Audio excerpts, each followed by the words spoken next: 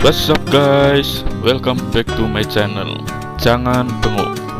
Kembali lagi ketemu dengan saya di vlog dan cerita terbaru. Oh iya, gimana kabarnya teman-teman semuanya?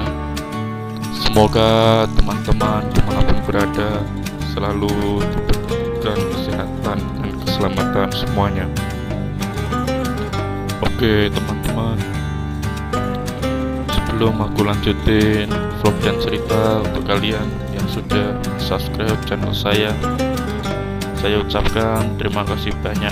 Dan bagi yang bergabung dengan cara klik komen, share, dan subscribe channel, jangan bengok. Jangan lupa tekan tombol loncengnya agar kalian mendapatkan vlog dan cerita terbaru dan terupdate dari channel saya. Oke teman-teman, vlog dan cerita kali ini kondektur wanita. Itulah tema pembahasan kali ini. Ayo Ancol Sunter Podomoro Priok, Ancol Sunter Podomoro Priok. Tunggu, ada sewa. Ayo naik, tarik. Begitulah kondektur wanita itu berteriak lantang, menawarkan busnya tak kenal lelah. Panas, hujan, terik, semuanya dilaluinya tanpa merasa terbebani. Profesi itu hanya sebagai kondektur, tidak ada yang istimewa dengan dirinya, pakaiannya, gayanya, ataupun suaranya yang melengking di tengah deru kendaraan. Yang membuat Anna tertarik untuk memperhatikannya adalah semata-mata karena ia seorang wanita yang bekerja sebagai kondektur, sebuah profesi yang masih sedikit langka dan sulit dilakukan oleh kaum hawa. Entah mengapa Anna begitu tertarik memperhatikan gerak-geriknya, lincah, gesit, spontan, dan sangat percaya diri.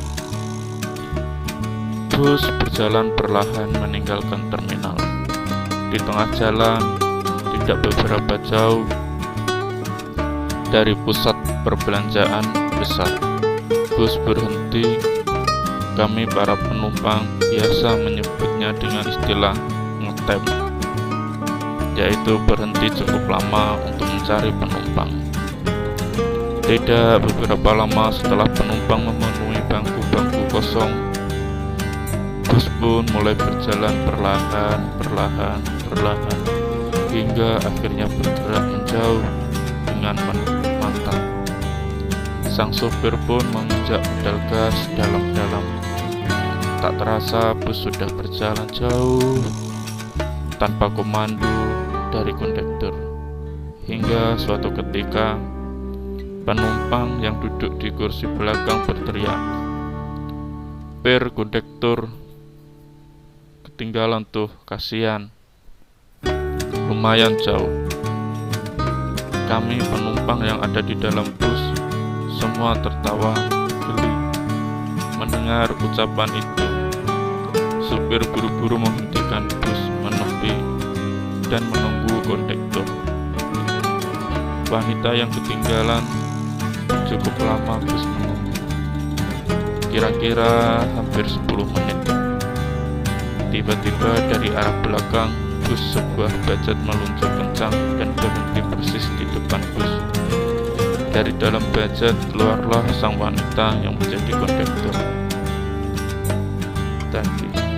Dengan wajah panik dan ketakutan, ia segera menghampiri supir bus dan menangis sejadi-jadinya sambil menguncang-guncangkan tubuh sang supir. "Kamu jahat sekali, tinggalin begitulah saja. Tahu nggak, saya takut, saya panik waktu tahu bus sudah nggak ada. Padahal saya kan lagi bantu nyebrangin penumpang. Apa kamu gak lihat gimana sih kamu jadi supir sekali amat. Kalimat-kalimat itu terus meluncur dari bibir tipis si wanita. Sudahlah, maafkan saya nggak lihat kalau kamu ada di seberang. Ya udah, nggak usah menangis, malu dilihat orang, ujar sang sopir. Dari dialog mereka, Anna dan penumpang lain baru mengetahui bahwa ternyata sopir dan kondektur itu adalah pasangan suami istri. Seorang penumpang yang duduk paling depan dekat sopir segera menjadi penengah pertengkaran tersebut. Sudah, tidak usah diperpanjang. Maafkan saja Bapak, dia mungkin khilaf tidak melihat. Lerai bapak itu pada si kondektur wanita. Ibu juga gak usah dendam, sama-sama cari uang, sama-sama kerja untuk anak, pasti ada susah senangnya. Pak sopir juga harus peduli sama istri yang cuek, harus lihat keadaan sekitar, jangan main tancap gas saja, ujar si bapak tadi menasihati supir. Akhirnya pertengkaran pun berakhir. Mereka saling bersalaman dan berpelukan. Kami semua para penumpang segera bertepuk tangan dan terharu melihat sikap mereka. Dalam hati Ana merasa bahwa mereka benar-benar pasangan yang cukup kompak, bahu-membahu dalam mencari nafkah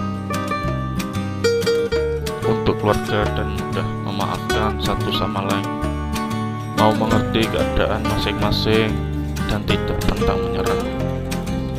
Satu lagi pelajaran hidup yang bisa dipetik oleh Anna sebagai calon ibu muda adalah bahwa siapapun dirinya kelak jika ia telah menikah nanti, ia harus bisa bersikap tenggang rasa, tolong menolong, dan saling memahami dalam setiap situasi apapun.